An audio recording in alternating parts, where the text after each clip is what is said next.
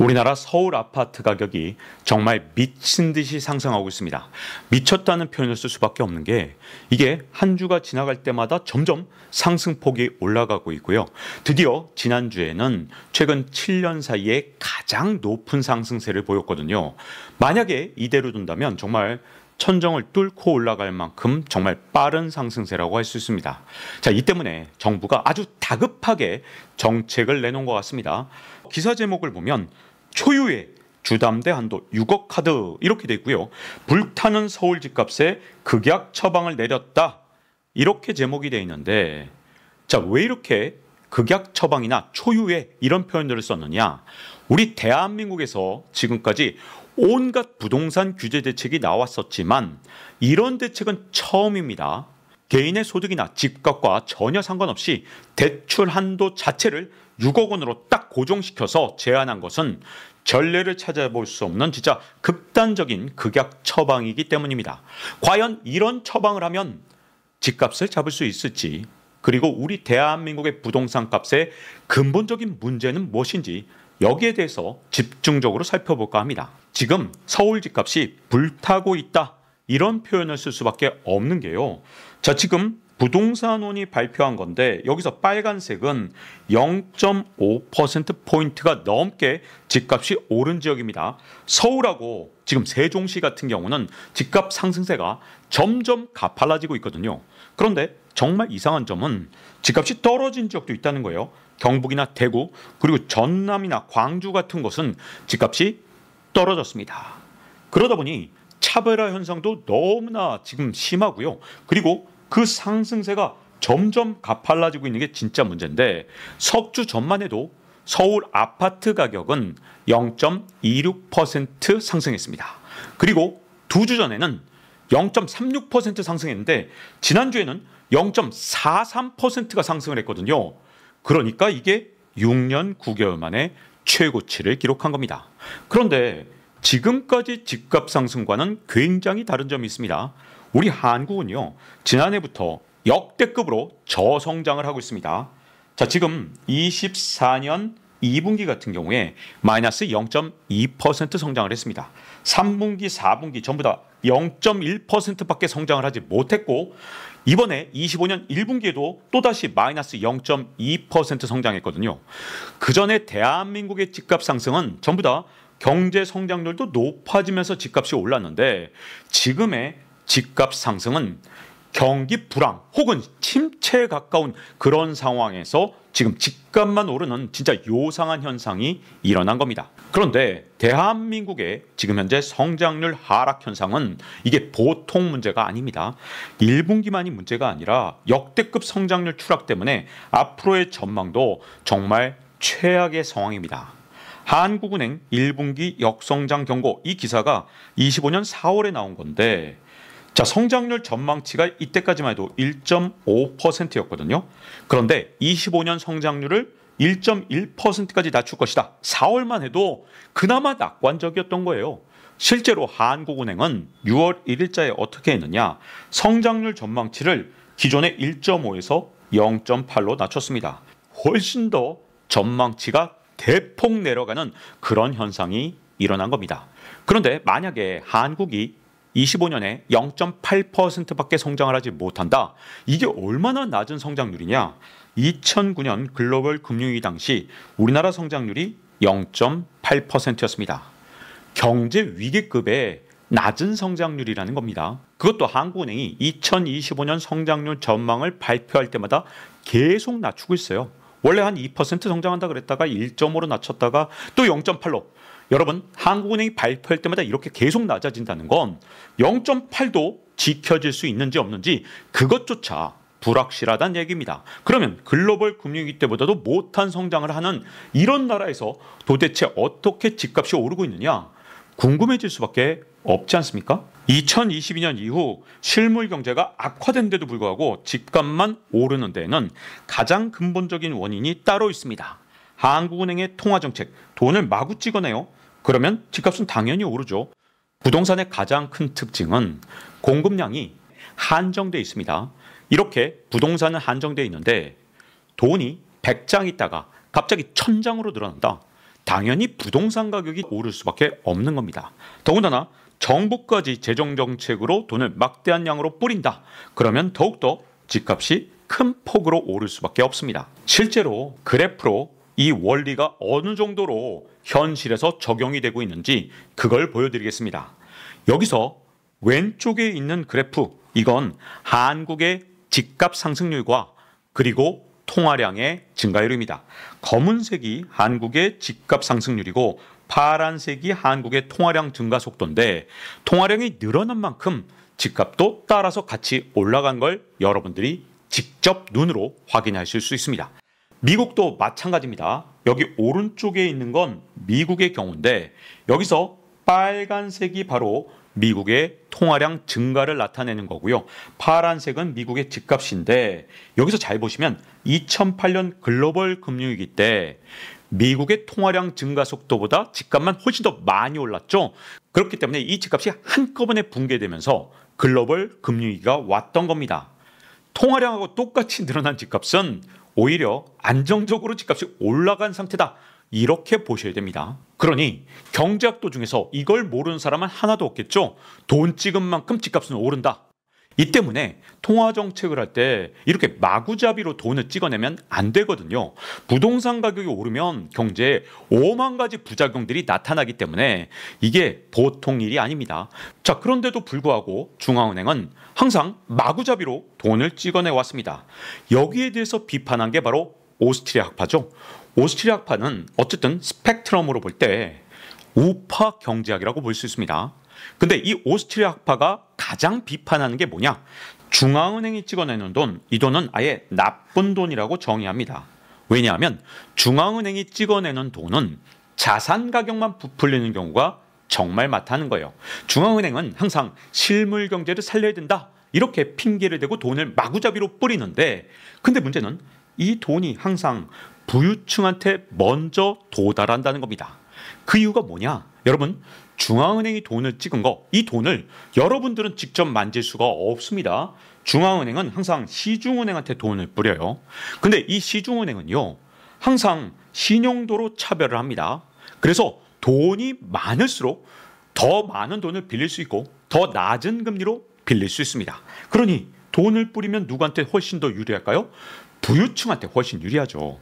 왜냐하면 서민들은 신용도가 낮기 때문에 돈도 적게 빌려야 되고, 심지어 부유층보다 금리가 2배나 3배 되는 경우가 정말 많습니다. 당장 부유층들이 지금 현재 대출 창구로 가보세요.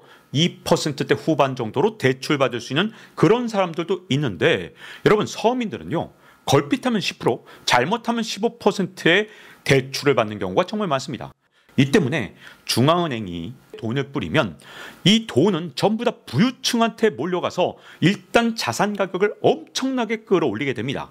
그리고 자산 가격이 너무너무 올라간 그런 상황에서 은행들은 갑자기 너그러운 척을 하면서 서민들한테도 돈을 빌려주겠다고 하기 때문에 집값의 꼭지에서 항상 집을 사게 되는 그런 위험한 함정에 빠진다는 게 오스트리아 학파의 주장이고, 그 주장을 담은 대표적인 저서 블라인드 러버리가 지난해 미국에서 엄청난 인기를 끌었었습니다. 여러분들 궁금하시면 이 책을 한번 읽어보시는 것도 좋을 것 같습니다. 그래서 어떤 일이 나왔냐? 중앙은행이 돈을 끝없이 풀 때마다 놀랍게도 빈부격차가 훨씬 더 커지는 일이 계속 반복되어 왔는데요. 자, 이 그래프에서 회색으로 보이는 게 이게 뭐냐? 바로 미국의 경기 침체 기간입니다. 미국의 경기 침체가 오면 그때마다 연준은 정말 막대한 돈을 찍어서 시중은행에 돈을 뿌려줬습니다. 이게 국민들한테 직접 뿌리는 게 아니라 시중은행한테 뿌려주니까 시중은행은 부유층한테 훨씬 더 낮은 금리, 훨씬 더 많은 돈을 뿌려줬습니다. 그렇기 때문에 부유층은 이 경기 침체 상황에서 낮은 가격에 부동산을 사거나 아니면 주식을 삽니다. 그래서 나중에 이 부동산 가격이 회복되거나 주가가 회복되면 상위 1% 점점 부자가 되죠. 이 현상은 2000년 닷컴 버블 때, 이때도 연준에서 돈을 엄청나게 뿌렸기 때문에 점점 더 상위 1%가 미국 전체 순자산에서 차지한 비중이 점점 빠른 속도로 늘어납니다. 특히 가장 극적이었던 게 2008년 글로벌 금융위기 때인데, 상위 1%의 자산 비중이 하위 90%, 여러분 말이 하위 90%지 미국인들의 거의 대부분이라고 할 수 있죠. 하위 90%가 가진 자산보다 상위 1%가 가진 자산이 더 많아지는 첫 번째 시기, 그때가 바로 2015년이었습니다. 그래서 제가 한국은행이 돈을 푸는 거에 대해서 계속 비판을 해왔던 겁니다. 제가 2024년 8월에 경기는 금융위기급 최악, 집값만 급등하는 이유, 이런 컨텐츠를 올린 적이 있습니다. 그 뒤로도 끊임없이 한국은행이 이런 식으로 돈을 풀면 집값만 급등을 하고 빈부격차만 커지면서 대한민국의 경제의 위험 요소만 더 키우게 될 것이다, 이렇게 비판을 했음에도 불구하고 그 뒤에도 한국은행은 정말 끝없는 돈을 풀었습니다. 그 결과가 오늘의 집값 폭등을 가져온 겁니다. 한국은행이 돈을 푼 만큼 정말 정직하게 반영해서 올라가는 것, 그게 바로 집값이라고 보시면 됩니다. 그런데 더 무서운 게 있습니다. 원래 경제가 무너지기 직전에 집값을 끌어올리기가 가장 쉽습니다. 오스트리아파는 권력층이 중앙은행을 장악하고 자신들의 부를 더 부풀리기 위해서 무제한 돈찍기를 하면서 일부러 집값을 상승시킨다, 이렇게까지 중앙은행을 비판하고 있는데요. 그런데 중앙은행을 장악한다 하더라도 그 장악한 세력조차 제약 조건이 하나 있습니다. 그게 뭐냐? 돈을 풀고 나잖아요. 그러면 3에서 6개월 뒤에는 일단 집값이 폭등을 합니다. 그리고 나서 12에서 18개월 뒤쯤에는 물가가 크게 오를 수 있다는, 그게 바로 제약 조건이거든요. 그래서 아무리 중앙은행을 장악하고 자기들의 부를 늘리기 위해서 돈을 찍고 싶어도 18개월 뒤에 오는 이 물가 상승 때문에 섣불리 돈을 찍을 수가 없다는 문제가 있습니다. 게다가 한국은 미국과 달리 또 다른 문제가 하나 있죠. 한국도 물가가 오른다는 문제가 있지만 돈을 마구잡이로 찍어내면 원화 가치가 급락을 하겠죠. 원화가 휴지가 되면 아마도 다들 중앙은행을 비판할 겁니다. 이것 때문에 항상 제약 요건이 있는데, 근데 경제가 무너지기 직전에는 왜 제약 요건이 사라지느냐? 지금 현재 우리나라 대한민국처럼 성장률이 아예 마이너스로 가버리면요, 한국은행이 아무리 돈을 찍어내도 좀처럼 물가가 오르지 않습니다. 지금 한국은행이 금리를 계속 낮추고 있지만 물가가 오르지 않는 이유는 경제가 완전히 죽어버렸기 때문에 아무도 소비를 하지 않으니 생산자들이 물가를 올릴 수가 없는 거예요. 그래서 소비자 물가가 오르지 않으니 돈을 더 많이 찍어도 되겠죠. 봐봐, 물가 안 올랐잖아. 돈 더 찍어도 돼. 금리 더 낮춰도 돼. 이렇게 한국은행에서 돈을 더 찍을 수 있는 핑곗거리가 생깁니다. 특히 내수시장이 죽은 경우에 더욱더 돈을 풀 수 있는데요. 왜 그러냐? 여러분, 우리나라는 수입 의존도가 굉장히 높기 때문에 내수시장이 죽어버리면 당장 수입이 엄청나게 줄어듭니다. 특히 우리나라처럼 지금 경제가 마이너스 성장을 하는 경우에는 불황형 흑자 때문에 당장 무역 수지 흑자를 봅니다. 일반 국민들이 돈이 너무 없어서 소비를 안 하니까 해외에서 물건을 안 사니 무역 수지가 흑자를 보이는 건데, 그것 때문에 환율이 급등하지 않으니까 한국은행은 돈을 더 많이 찍을 수 있는 핑곗거리가 또 생기는 거죠. 아니, 환율 안정됐잖아. 돈 더 찍어도 되잖아. 그러면서 금리를 또 낮출 수 있는 겁니다. 그런데 지금처럼 돈을 많이 푼 경우에는 어떤 결과가 기다리고 있느냐? 보통 돈을 푼 다음에 여러분 꼭 기억하실 게 3에서 6개월 사이에는 자산 가격이 정말 빠르게 올라가고요. 6개월에서 9개월 뒤에는 실물 경제가 좋아져야 됩니다. 만약에 실물 경제가 좋아지면 12에서 18개월 뒤에는 인플레가 오는 경우가 정말 많습니다. 그런데 6개월에서 9개월 뒤에 과연 실물 경제가 좋아질까요?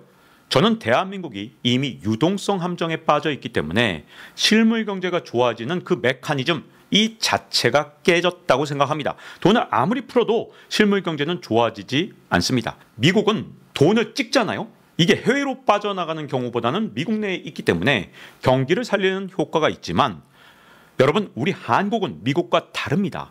소규모 개방 경제이기 때문에 돈을 찍는다고 그 돈이 우리나라에 남아있는 게 아니라, 우리나라 금리가 2%밖에 안 되는데 미국 금리가 4%예요. 그럼 당연히 달러로 바꿔놓고 4%를 앞으로 복리 효과로 계속 늘려나간다면 그쪽이 훨씬 더 이득이잖아요. 그러니 달러로 바꾸려는 수요가 늘어날 수밖에 없고요. 그렇게 되면 대한민국의 실물 경제가 좋아지지 않을 수가 있습니다. 이 경우에는 어떻게 되느냐? 원화 가치가 크게 하락하는 경우가 올 수 있거든요. 그래서 12개월에서 18개월 뒤에는 인플레가 오던가 아니면 원화 가치가 하락하는 그런 두 가지 현상 중에 하나가 올 수 있기 때문에 그때는 심각한 문제가 발생할 수도 있는 겁니다. 그런 측면에서 저는 파월이 정말 멋지다고 생각합니다. 왜 그러냐면 사실 일반적으로 집값을 급등시키는 주범이 되는 중앙은행 총재들은 항상 임기가 1년 미만으로 남은 총재들입니다. 왜 그러냐? 중앙은행이 돈을 푼 다음에 한 3에서 6개월 내로는 자산 가격만 급등을 하고 그 부작용은 보통 12달 뒤에 오거든요. 그러면 여러분들이 중앙은행 총재라면 내 임기가 12달 미만으로 남았다. 그러면 자기가 물러나기 전에 돈을 풀어도 그 다음에 욕을 먹는 건 차기 총재거든요. 그래서 집값만 올리고 후유증은 피해갈 수 있기 때문에 12달 미만으로 남은 총재들이 더욱더 돈을 풀려는 욕망에 사로잡힐 가능성이 굉장히 높습니다. 그런데 파월 연준 의장의 임기가 여러분 26년 5월 15일이에요. 그러니까 지금 1년도 안 남았어요. 11달밖에 안 남았는데 파월은 지금 트럼프가 아무리 금리를 낮추라 그래도 낮추지 않고 버티고 있습니다. 그러니 대단한 사람인 거죠. 파월이 자기 임기 때 만약에 금리를 낮춘다. 그러면 미국은 돈이 해외로 빠져나가는 것보다 미국 내에서 돈이 있기 때문에 경기가 당장 좋아집니다. 자기 임기 동안 경기가 좋아지면 파월은 자랑할 수 있겠죠. 봐봐, 내 임기 동안 굉장히 경제 좋았잖아. 그런데 파월이 이렇게 돈을 풀어놓고 떠나버리면 차기 연준 의장이 취임을 했을 때 물가가 폭등을 해서 그 사람이 욕을 먹을 겁니다. 이렇게 파월은 자기는 욕을 먹지 않고 트럼프한테도 잘 보이고 그리고 자기 임기 동안 경기를 살린 그런 연준 의장으로 기록될 수 있음에도 불구하고 돈을 풀지 않았기 때문에 저는 파월 의장이 그래도 정말 멋진 모습을 보여주면서 퇴장을 한다고 보고 있습니다. 그렇다면 한국의 집값은 도대체 언제까지 오를까요? 6억 원 이상의 대출 금지, 정말 극단적인 처방이고 굉장히 놀라운 처방이긴 하지만 이 효과가 과연 클 것이냐? 저는 약간 회의적입니다. 왜 그러냐? 지금도 금리를 계속 낮추고 있고 더 많은 돈을 계속 풀고 있기 때문에 근본적으로 집값이 올라가는 그런 효과가 지금 금융시장에서 통화정책으로 나타나고 있기 때문에 웬만해선 집값이 하락하기는 정말 어렵고요. 안정되기도 쉽지가 않습니다. 집값이 앞으로 잡히기 시작하는 신호탄은 돈을 마구 푼 대가로 뭔가 부작용이 나타났을 때 그때부터라고 볼 수 있거든요. 우리나라는 미국하고 좀 달라서 물가보다는 환율에서 먼저 신호가 나타날 가능성이 굉장히 큽니다. 특히 우리나라 물가에는 여러분 집값을 제외했다는 거 아시죠? 미국의 물가에는 집값이 들어가 있기 때문에 집값이 올라가면 물가가 엄청 오른 걸로 나타나기 때문에 연준이 금리를 마구잡이로 낮출 수가 없거든요. 근데 한국은 왜 그런지 모르겠습니다만 집값을 거의 대부분 다 물가 지표에서 빼버렸습니다. 집값이 이렇게 폭등을 해도 물가가 낮은 것처럼 나오기 때문에 돈을 얼마든지 지금은 풀 수 있기 때문에 여러분 물가 지표로 문제가 생기는 거 한국은 요건 문제가 아니에요. 가장 큰 문제는 원화 가치의 급락이 집값하고 가장 큰 연관된 신호탄이라고 보시는 게 좋을 것 같습니다. 세계경제 지각 변동을 여러분들께 낱낱이 소개해드리는 기획 시리즈에서 이번에는 한국의 부동산 편을 다뤘고요. 경기는 최악인데 집값만 계속 치솟아 오르는 이유에 대해서 이번에 설명을 드렸습니다. 그 뒤에 계속해서 부동산 시리즈도 다뤄볼 생각인데요. 집값이 7배 오른 나라가 어떤 식으로 나라가 망했는지, 그리고 앞으로 74년생 베이비붐 세대가 은퇴하면 집값은 어떻게 될 것인지, 그리고 부동산에 올인한 나라의 미래는 과연 어떻게 되는지, 이런 문제들을 앞으로 집중적으로 조명해 보도록 하겠습니다. 제가 작년부터 한국은행의 이런 돈 푸는 정책을 비판할 때마다 댓글 중에 보면 아니 뭐 집값 올라간다고 뭐가 나쁘냐, 이래서 경기가 살아나면 되는 거 아니냐, 이런 댓글들이 있었는데 여러분 지금 집값이 더 올라가잖아요. 우리나라 합계 출산율 다시 망가집니다. 그리고 대한민국에서 집값이 이렇게 계속 올라가면 자원이 그쪽으로 쏠려 들어가서 대한민국의 성장 동력 투자가 이루어지지 않아요. 여러분 AI에 투자하는 것보다 부동산으로 돈을 더 많이 버는 나라에서 누가 AI에 투자하겠습니까? 자, 이제 박종훈의 지식한방 마치겠습니다.